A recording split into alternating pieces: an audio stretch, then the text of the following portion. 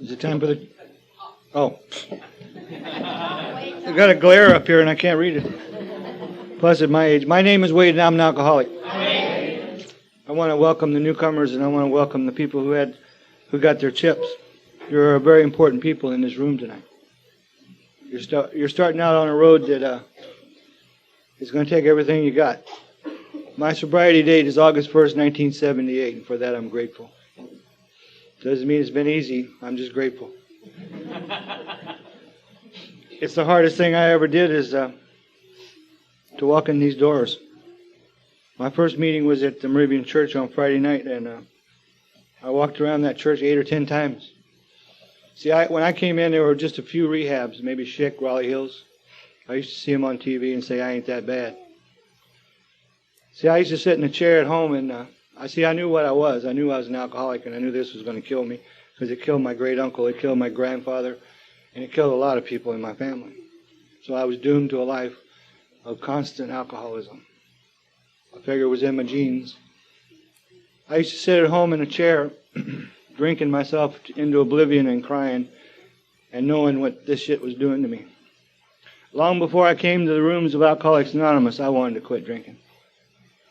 That was my honest desire, but I couldn't do it. I had the willingness, but I didn't have the magic word that you'll hear in these rooms, called action. I didn't ever put those thoughts into action until August 1st, 1978. And the only reason I did that is because the pain of drinking and the pain of doing the things that I did to people got greater than my need for another drink. That's why I walked in the doors of Alcoholics Anonymous. I was tired. I was sick and tired. I was 26 years old. When I did anything in my life, I did it to the best of my ability. I was a daily drunk, 24/7. It was in my desk at work. It was under my seat in the car. I was stationed at El Toro, and I would drink a 6-pack of 16-ounce Budweisers from El Toro to Santa Fe Springs. I have an obsession coupled with allergy. See, the only reason that I'm sober today is the God of my understanding and you people. Up there in that where it says, in memory of the winners, I know a lot of those people. They're a reason I'm standing here. See, they took time out of their life to help this drunk, to help this alcoholic. They saw something in me that I couldn't see in myself.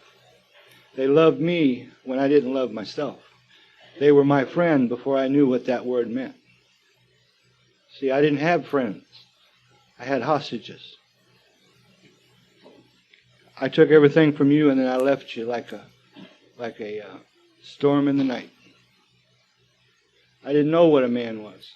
Thought I knew, but when I came in here, I found out what a man really is. I found out how to live life on life's terms, which was my problem all along. I come from a background of alcoholics, like I mentioned. I come from all my life, even in kindergarten, I always thought I was different. I was different than the guy next door, the little kid next door. Couldn't put my finger on it. It was just something that was in my mind. And I took that into alcoholism, trying to figure out how to do life. I didn't deal with drugs. I smoked marijuana once in a while, but it wasn't a big deal. I always felt I could buy more booze than I could marijuana. And this program is for people who are tired, who are sick and tired of what you brought in that door. You can no longer look in the mirror anymore. They used to tell me to go home and look in the mirror because when you look in the mirror, you find out who's the problem, and it's you. It was me. I came in here literally on my knees at 26 years old. I didn't know how to do this. I didn't know how to do life. And little, probably 120-pound wino named Merle was at my first meeting of Alcoholics Anonymous. Little did I know at that time, but he was to be my sponsor for 15 and a half years. until he died, or he'd still be my sponsor. I love that man. See, I loved him because he told me the truth, whether I wanted to hear it or not. I thought my first name for a lot of years was asshole. And son of a bitch. Because that's what he used to call me. Because I was stubborn. I wanted to quit drinking. I knew what that was doing. But if you could just take the alcohol out of my life, I'd be fine, thank you. But he quickly told me, if you don't change the reasons that brought you in that door, you're doomed to repeat your past. And I was a quick study. And I said, well, what I brought in that door is nothing. So I don't want to go back to nothing. So maybe if I do what this guy tells me and a lot of other ones, like J. Leo and so many others, if I just try half of what I used to do to get another drink, it's got to be better. So that's what I did. Half-heartedly I did started doing the steps. And the fourth step is why I was drinking in the first place, my past. I had to write all that down because I was in the Marine Corps for a lot of years, and that's a perfect place for a drunk like me. Piece of paper, we do geographics. I went from Vietnam to Germany, back to Vietnam, to Thailand, all with one little piece of paper. Every time. Because the place I was at, I always figured the grass was greener on the other side until I got there. So you got the definition of insanity is to volunteer to go back to Vietnam. I did that. I was in 3rd Recon, up close and personal with the enemy. Little did I know it that God was working in my life because there is no bullet holes in this retired Marine. See, God was helping me. God was protecting me a long time before I knew. If you're new in these rooms, I ask that you get some phone numbers, and I ask that you use them. Get a sponsor. Do what it takes. If you're here because you're in the rehab, God bless you. Listen to those counselors because they're going to save your life. But see, you're not going to get this thing unless you want it. If you're here on a court card or a support card or a wife card, it ain't going to work. If you're here because you're sick and tired of what you brought in that door, you have a chance.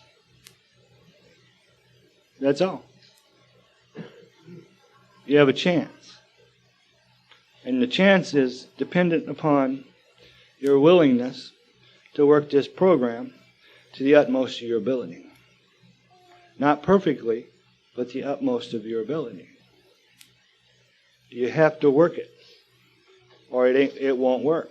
I hear people sometimes say that Alcoholics Anonymous didn't work, so they go back out. Alcoholics Anonymous is perfect. We fail the program. The program never fails us because it ain't changed in 60-something years. So if you want it, it's here. If you don't, there's cops on every corner willing to pick you up. And they will. I used to think I was a tough guy when I walked in here. I have a friend out in Landers that he started out in reform school, and he ended up in San Quentin. All he had was an alcohol problem. He's got teardrops, he's tagged, every inch of him he's got a tattoo. Now he's a sober member of Alcoholics Anonymous. It was hard for him to do that 4-step because he realized what he was. And that past almost ate him up. If only if I'd have quit drinking, I wouldn't have been convicted of manslaughter 3 times. Because see, when he was convicted of manslaughter, what he was doing is stealing to get more booze. So you can take this alcoholism as far as you want to take it. And the last place you take it is 6 feet under. And I've been to funerals of guys that just couldn't make this thing. They just could not make it. because they weren't willing. And those are examples in my life. When I always sit up in front because I'm never recovered, I'm recovering. And I want to listen. And I listen to those guys who've done the yets that I haven't done. I listen very closely because there are no guarantees around here. I've been sober a long time. But tonight I can go home and on the way get that thought. You should stop off for a short dog. I've seen it. 25, 30 years. Time don't mean shit. It's what you've done with that time. And you know this program works for one reason and one reason only. When your back's against the wall. And it's either pick up a phone or pick up a drink. And you pick up the phone. At that precise moment, you will know Alcoholics Anonymous works. Because I have done that. Not just with drinking, but emotional pain, the shit that we go through. You will know that this program works. I love this program. I love the people in it. I love God of my understanding. Because those are the reasons I'm standing here. You know, and I can't tell you enough about getting someone like a sponsor.